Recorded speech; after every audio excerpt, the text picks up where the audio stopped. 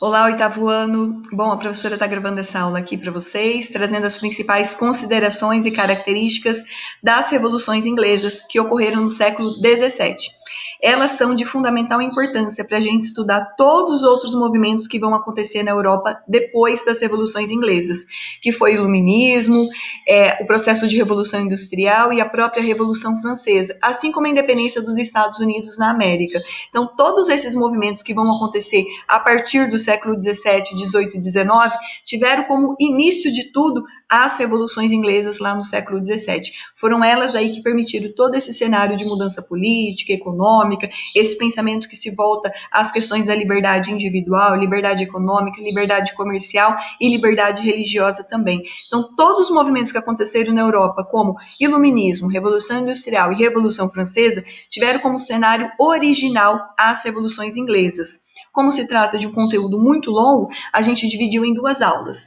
Então, nessa primeira fase, a gente vai ver as duas primeiras fases das revoluções inglesas. Elas são divididas em 4 fases e para a aula de hoje a gente traz as duas primeiras fases, os 2 primeiros períodos das revoluções inglesas. Então, vamos lá. A gente entra aqui na introdução, né, começando, que foram as revoluções inglesas. Um conjunto aí de guerras civis e mudanças de regime político que ocorreram na Inglaterra entre 1640 e 1688. Então, temos aí 48 anos de guerras civis e de revoluções inglesas. É um cenário marcado pela rivalidade entre o parlamento e a monarquia absolutista. A monarquia absolutista, de um lado, trazendo seus interesses de centralização política, e do outro lado, o parlamento, trazendo, então, os interesses da burguesia. Questões: religião, economia, política, liberdade, inflamando então o cenário dentro desses conflitos. Os interesses, né? Quando a gente fala em interesses, dentro das revoluções inglesas, a gente vai trazer 3 grupos principais que vão se aproveitar aí de todo esse conjunto de transformações. Teremos a monarquia, que tinha como desejo manter o poder centralizado de forma absoluta, o parlamento aí trazendo os interesses da burguesia, voltado ao comércio, à liberdade religiosa, a leis que impulsionassem a industrialização, e também os grupos populares que vão estar aí se articulando em volta das questões de terra, liberdade religiosa e também o trabalho na futura cidade em expansão. Afinal, nesse momento aqui, você já vai ter esse anseio por mais impulsionamento para as atividades industriais.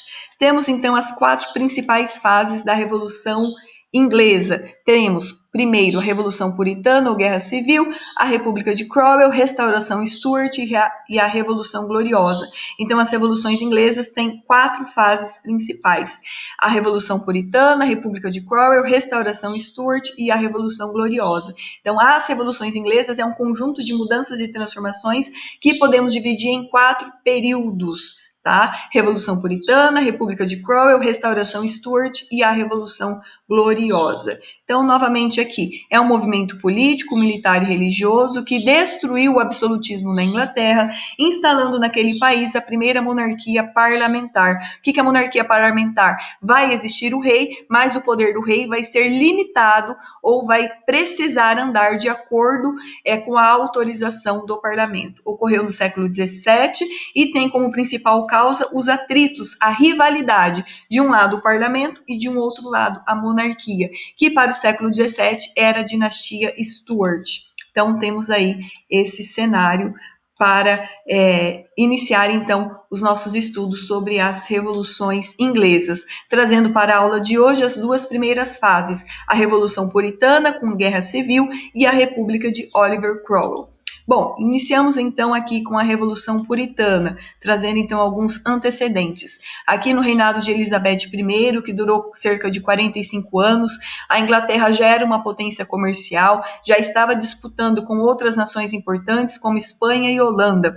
No governo de Elizabeth I, podemos ver um restabelecimento do anglicanismo que foi aquele movimento de reforma protestante feito por Henrique VIII, que é o pai de Elizabeth I. Seu governo manteve um certo equilíbrio religioso, dando tanto oportunidade para os católicos como para os anglicanos e os protestantes de maneira geral. Então, temos aí Características do governo de Elizabeth. A Inglaterra é uma grande potência comercial e ela manteve uma certa harmonia religiosa entre as principais religiões durante o seu governo. Elizabeth I morre, não deixa herdeiros, e em seu lugar, então, entra Jaime I, inaugurando a dinastia Stuart. Enfrentou diversas dificuldades financeiras, tentou pressionar o parlamento para principalmente aumentar os impostos, e o parlamento não aceita, iniciando então uma certa dificuldade aí de negociação entre o monarca e o parlamento. Vai perseguir católicos, então vai trazer aí um cenário de certos conflitos religiosos também. Após o governo de Jaime I, nós temos o governo de Carlos I. Vai governar de forma autocrática, entrando novamente em choque direto com o parlamento. Ele se casa com uma princesa católica, gerando uma certa impopularidade. Lembrando que a maioria dos ingleses nessa época são protestantes, ou são puritanos, ou são anglicanos e outras religiões protestantes que estão acontecendo também. Criou vários impostos impopulares, vai ignorar o poder do parlamento, tudo aí para tentar suavizar as questões financeiras que a Inglaterra está passando durante o seu governo.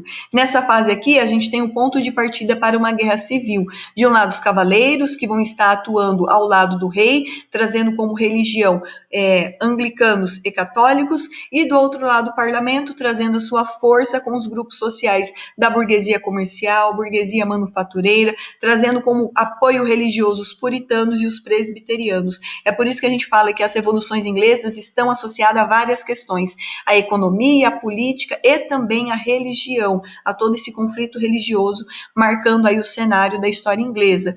Tem como principal líder o líder puritano Oliver Cromwell, é ele que vai liderar todo o parlamento nessa época, ele vai ser um militar, vai ser um político, vai ser um líder revolucionário e vai estar então liderando o parlamento durante a Guerra Civil. Então, temos aí esse cenário marcando, de um lado, os cavaleiros, que tinha como interesse manter o poder na mão do rei Carlos I, e do outro lado o parlamento sendo organizado pelo líder revolucionário Oliver Cromwell. E é com o líder Oliver Cromwell que o parlamento ganha, né? A guerra civil ela ganha, as tropas do rei são derrotadas, Carlos I é capturado, ele é julgado e ele é acusado de traição. Então você tem as tropas do parlamento ganhando, né? Marcando então o fim dessa revolução puritana, que está associado tanto à política como a religião também, e temos a vitória do parlamento, onde o parlamento ganha, onde traz aí a figura de Oliver Cromwell como esse grande líder revolucionário, né? Ele foi militar, veio de uma família nobre burguesa, político, líder revolucionário, puritano, né? Puritano era o calvinista inglês, lá das reformas de João Calvino que ocorreram na Suíça. Tem uma tendência radical em suas ideias, mas é o grande nome durante a Guerra Civil. Temos aí a vitória, então, do parlamento, onde o parlamento vence Carlos I, onde ele toma o poder, e aí trazendo, então, uma nova fase, um novo regime para a história da Inglaterra, onde a Inglaterra aí experimentou por uma única vez na sua história a fase da República. Oliver Cromwell assume o poder, se torna Lorde Protetor dos ingleses e instaura, então, uma república. E aqui temos Carlos I, ele é decapitado em 1649. Quando a gente sai, então, da Revolução Puritana, nós temos o fim da monarquia Stuart, pelo menos até esse primeiro momento. Carlos I é derrotado, a monarquia absolutista é derrotada, e quem vence é o parlamento, sob o comando de Oliver Cromwell. Quando ele assume o poder, ele não era um monarca, então ele instaura uma república e traz aí todas as suas características, os seus ideais, que são considerados radicais. Então ele também vai ter uma postura muito extremista, de muita centralização de poder. E aí o parlamento, os demais burgueses também não vão aprovar diversas atitudes de Oliver Cromwell. E aí a gente entra então na segunda fase, que é a República de Oliver Cromwell. Ele é líder dos puritanos, comandou as tropas contra Carlos I, ele vence e ele foi intitulado Lorde Protetor, governando aí de forma pessoal. Então, trazendo aí como características dessa república, né? A Inglaterra se torna uma república sob a liderança de Oliver Cromwell e tem ares de ditadura. Afinal, estamos falando de um líder revolucionário que tinha ideias radicais e extremistas. A burguesia passa a ter uma representação no governo, as camadas populares não ficam tão satisfeitas com Oliver Cromwell e vai ter também um processo de perseguição religiosa, tanto a católicos como anglicanos, e também uma perseguição política, todo aquele considerado opositor do novo regime inglês, que era a República de Cromwell. Além de todas essas características para o governo de Cromwell, teremos também o Atos de Navegação, onde finalmente a Inglaterra consegue vencer a hegemonia holandesa, promovendo aí um rápido crescimento econômico para a Inglaterra. Então, teremos o Atos de Navegação, onde a Marinha Inglesa ganha exclusividade, principalmente no processo de colonização da América. Oliver Cromwell ganha o título de Lorde Protetor da República, um cargo vitalício e hereditário, e uma intensa perseguição religiosa, principalmente com os grupos religiosos considerados populares e radicais. Temos aqui os Levers e os Diggers, que foram abandonados por serem considerados muito radicais. Então, o cenário é uma ditadura de Cromwell, é uma república ditatorial de Oliver Cromwell. Teremos, então, agora um novo conflito. De um lado, Oliver Cromwell, com toda a sua ditadura, essa república aí com ares extremistas, e do outro lado, o parlamento, que não aprova as atitudes da república. Conflitos religiosos com os Levers e os Diggers, considerados grupos populares radicais, e teremos, então, a burguesia novamente se articulando para derrubar Oliver Cromwell, porque não era isso os seus interesses primeiros lá durante a Guerra Civil.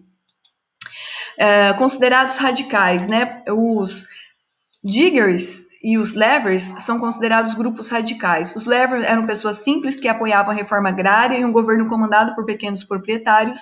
Já os Diggers eram um grupo revolucionário que defendia um certo comunismo agrário. Lembrando que esse conceito de comunismo ainda não fazia parte ali da política, né, de todo o cenário aí conflituoso que vai estar acontecendo. Esse conceito de comunismo é só para o século XIX, mas já vai existir essa questão do coletivismo, né, dessa cooperação aí voltado para as comunidades dos pequenos agricultores. Eles são considerados radicais porque eles queriam uma melhor distribuição de terra, taxas menores para os pequenos camponeses e a presença de uma reforma agrária voltada para as comunidades e para as cooperativas. É por isso que a gente não utiliza esse conceito de comunismo. Eles vão ter esse pensamento voltado para as questões dos pequenos agricultores, onde era necessário aí ter menores taxas, né, menores imposto para o seu trabalho. Então, vai trazer esse ar de mais coletivismo e cooperação. E aí eles são considerados muito populares, muito radicais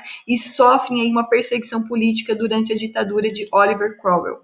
O parlamento, então, né, qual é a saída para isso? Que isso não estava nos interesses do parlamento. Então, o que o parlamento precisa fazer? Né? O que o restante da burguesia precisa, então, se articular?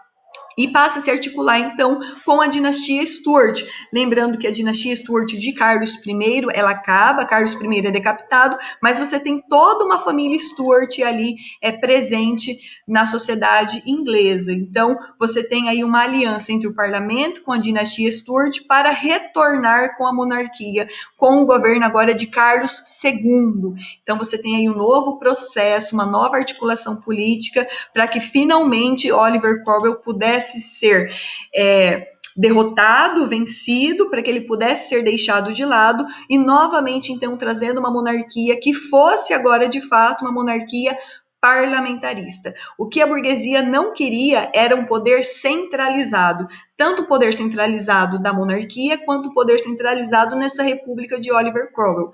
Oliver Cromwell morre, ele deixa o seu poder para seu filho, alguns historiadores falam que é no seu sobrinho, Richard Cromwell. Ele não tem a mesma popularidade que seu pai, né, ou seu tio, e ele acaba aí perdendo muito apoio e acaba aí, então, sofrendo um golpe por parte do parlamento, que se articula novamente com a dinastia Stuart para recuperar e retornar com a monarquia. Lembrando que o parlamento tem interesses em uma monarquia parlamentarista. O que a burguesia não quer nesse momento é uma república de centralização política, tanto da monarquia quanto da república de Oliver Cromwell. Então, ela não deseja isso. Ela deseja o quê? Liberdade comercial, liberdade religiosa, liberdade econômica, política, e para isso, então, ela fala, vamos trazer a monarquia de volta, vamos apoiar o retorno de um outro rei, Carlos II, trazendo, então, uma monarquia parlamentarista, tá bom? que o parlamento deseja? Ele deseja estar longe de absolutismo, tanto monárquico quanto absolutismo republicano. E assim a gente então fica com as duas primeiras fases das revoluções inglesas. Até o próximo vídeo.